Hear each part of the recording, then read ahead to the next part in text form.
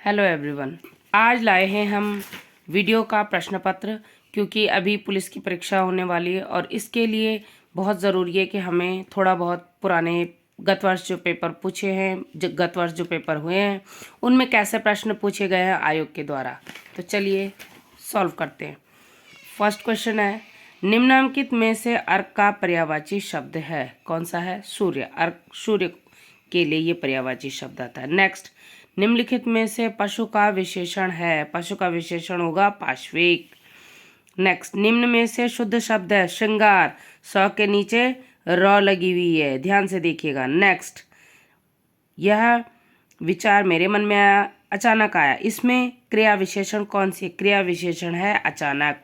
Next, यह वाक्य जिसमें एक मुख्य और एक स्वतंत्र उपवाक्य हो, एक मुख्य और एक स्वतंत्र उपवाक्य और एक या अधिक गौण आश्रित उपवाक्य होते हैं, उसे क्या कहते हैं? मिश्र वाक्य।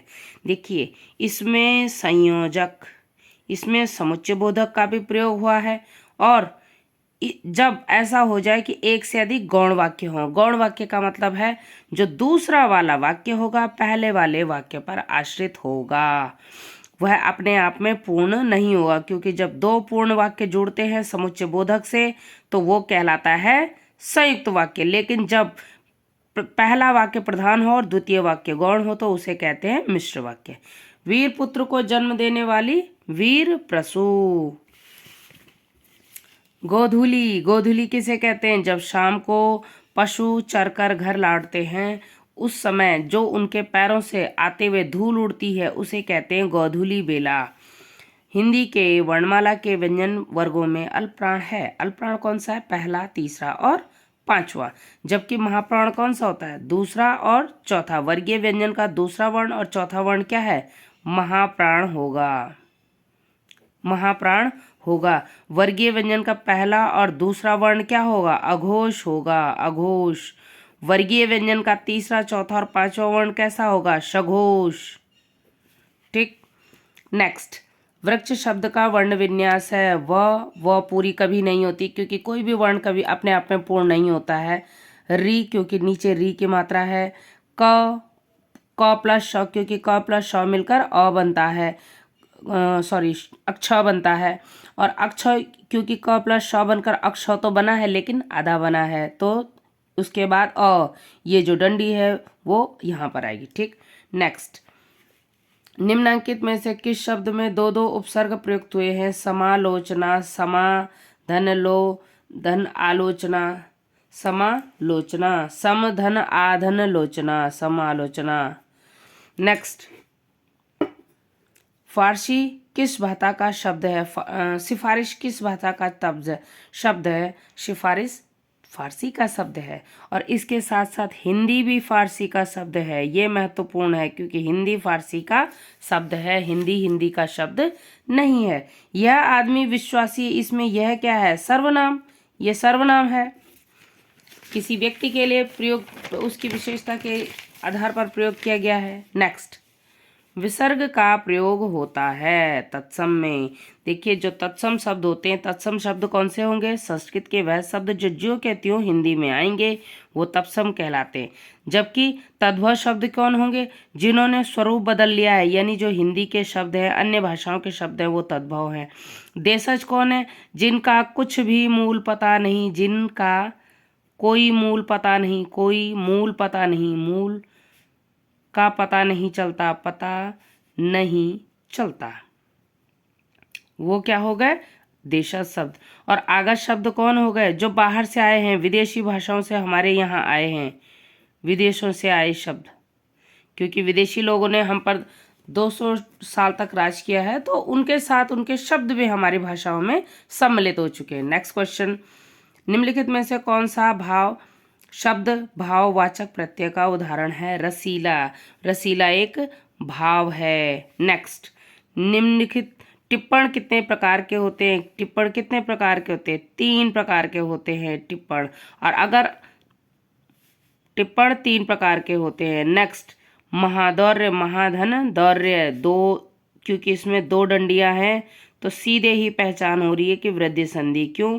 क्योंकि दीर्घ संधि में आ होता है सजातीय वर, अपने सजातीय जो स्वर हैं वो अपने दीर्घ में बदल जाते हैं। गुण संधि की मात्रा, गुण संधि की पहचान होती है एक मात्रा, ठीक। तो वृद्धि संधि में डबल मात्रा है, तो इसलिए वृद्धि संधि। खूंटी के बल बछड़ा कूदे मुहावरे का अर्थ है अपने बल का बढ़ाकर भय दिखाना। नेक्स्ट, परिमति का आशय है मर्यादा। यही सच है किसकी कृति है? मन्नू भंडारे की। और देखिए, अगर आपको मन्नू भंडारे के जीवन चरित्र को जानना है तो हमारे चैनल पर विजिट कीजिए। चैनल पर मन्नू भंडारी के लिए 2 मिनट का हमने एनसीईआरटी से पूरा जितना भी उनका जीवन चरित्र है वो लिखा गया है, उसको बताया है, आप उसे ज़रूर देखेंगे। नेक्स्ट, निम्नलिखित में से हिंदी वाक्य का अनिवार्य तत्व नहीं। हिंदी का अलंकार नहीं होता, सार्थकता होती है, पदक्रम होता है, योग्यता होती है। इस तरह से वाक्यों के बारे में देखिए। पहला प्रश्न, एक प्रश्न वाक्य से, दूसरा प्रश्न साहित्य से, तीसरा प्रश्न आशय से मतलब शब्दार्थ, शब्द वाला चैप्टर, चौथा मुहावरे, टिक करते जाएंगे आप। एक मुहावरे से प्रश्न, दूसरा साहित्य से प्रश्न, एक साहित्य से प्रश्न। देखिए, ये प्रश्न साहित्य का है, ये प्रश्न वाक्य का है, ठीक। यहाँ पर भाववाचक संज्ञा यानी कि क्या है? संज्ञा से प्रश्न, संज्ञा से प्रश्न। कितने प्रकार के होते हैं टिप्पण, यानी कि अब ये जो औपचारिक पत्र होता है, औपचारिक पत्र वाला आपका टॉपिक, उससे। महादौर्य संधि, एक संधि से, संधि से। विसर्ग का प्रयोग होता है शब्द, शब्द से। शब्द रचना, शब्द रचना जो टॉपिक है उससे। देखिए, ये टॉपिक आपको क्लियर करने हैं, आपको इनसे इतना मतलब नहीं होना चाहिए। देखिए फिर नेक्स्ट, यहाँ पे देखिए पर्यायवाची, तो फर्स्ट पर्यायवाची से, पर्यायवाची। और पर्यायवाची किसके अंतर्गत आता है? शब्द भेद के। गोधूली किसे कहते हैं? शब्दार्थ, यानी कि वही शब्द रचना में, शब्द वाले में। विशेषण, पशु का विशेषण, ये विशेषण से, विशेषण से, ठीक। नेक्स्ट, शुद्ध शब्द है, शुद्ध। वर्तनी, वर्तनी, वर्तनी आपके पास पूरा का पूरा एक पूरी एक यूनिट है। शुद्ध शब्द, अगेन वर्तनी, वर्तनी से 2 शब्द, सॉरी वर्तनी। मेरे मन में अचानक आया क्रिया विशेषण, विशेषण से अगेन। नेक्स्ट, इस वाक्य में मुख्य स्वतंत्र उपवाक्य, यानी वाक्य से अगेन, वाक्य से एक और प्रश्न। देखिए, वाक्य से हो गए 2 प्रश्न, ठीक। वीर प्रसू को जन्म देने वाली माँ, वीर प्रसू, यानी कि अनेक शब्दों के लिए एक शब्द, अनेक शब्दों के लिए एक शब्द। और गोधूली कहते हैं, यानी कि 2 प्रश्न तो अनेक शब्दों वाले चैप्टर से आ गए, इस यूनिट से आ गए, ठीक। वर्णमाला, वर्णमाला से एक प्रश्न है। वृक्ष का वर्ण विन्यास, शब्दों का विस्तार करना है, शब्दों को तोड़ना है। 2 उपसर्ग, उपसर्ग, उपसर्ग से प्रश्न है। सिफारिश किस भाषा का शब्द है, यानी कि शब्द जो हमारे आगत शब्द, तत्सम शब्द, देशज, विशेषण होते हैं। तो देखिए, पहला शब्द विचार से बहुत प्रश्न है। उपसर्ग आपका दूसरा टॉपिक हो गया, वाक्य आपका तीसरा टॉपिक हो गया, संधि आपका चौथा टॉपिक हो गया, ठीक। पर्यायवाची आपका 5वां टॉपिक हो गया। अनेक शब्दों के लिए एक शब्द 6वां टॉपिक हो गया। अंडरलाइन कीजिए टॉपिक को। वर्तनी, साहित्य से महादेवी वर्मा के बारे में पूछा गया है, ठीक। और साथ में आपके मुहावरे, औपचारिक पत्र, यानी आपकी जितने भी सिलेबस में टॉपिक हैं, हर टॉपिक से एक प्रश्न पूछा गया। ध्यान से देखिए। तो इसी के साथ आपका हिंदी का प्रश्न पत्र आज समाप्त हुआ है। आप इसे ध्यान से देखेंगे, ये वीडियो प्रश्न पत्र है। और देखिए, आपको इसका हिंदी वाला पोर्शन बहुत ही ध्यान से देना है। आपके पास सिलेबस होना चाहिए। जब आप ये लिख रहे हैं, आप इनको, आपके पास अगर सिलेबस नहीं है, आप इन टॉपिक को नोट डाउन कर दीजिए। देखिए, ये लिखे हैं हमने, मुहावरे, साहित्य, वाक्य, संज्ञा, औपचारिक पत्र, संधि और शब्द, इतने टॉपिक।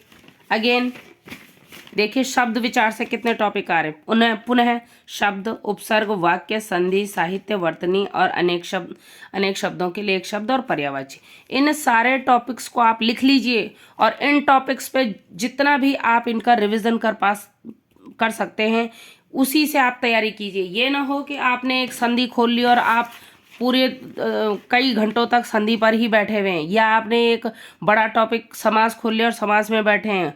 अनावश्यक शब्दों, अनावश्यक टॉपिक्स को इस समय ना पढ़े।